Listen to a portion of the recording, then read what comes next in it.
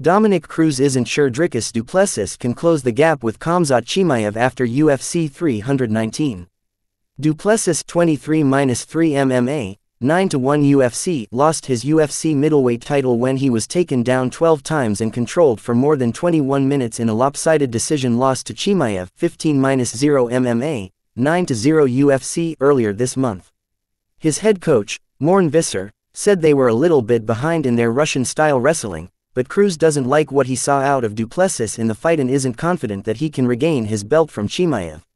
He says 6 months, I'll fill some gaps, but when I look at that, that's not 6 months, Cruz said on the Anik and Florian Podcast.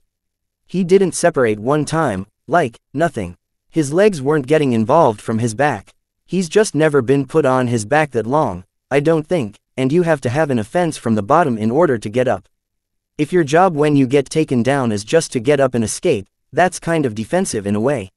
So, if you're on the bottom and you're getting held down, you have to have some sort of offensive attack from the bottom.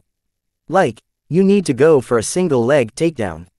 You need to be able to be off balance to get to a double leg.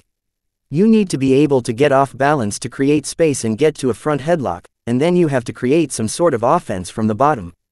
Some sort of attack, so that the person on top of you stops blanketing you, and he couldn't really create that.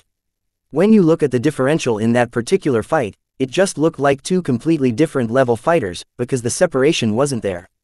Now, I could say if DDP got away one time, I would have a totally different thing to say, but he didn't, and he couldn't.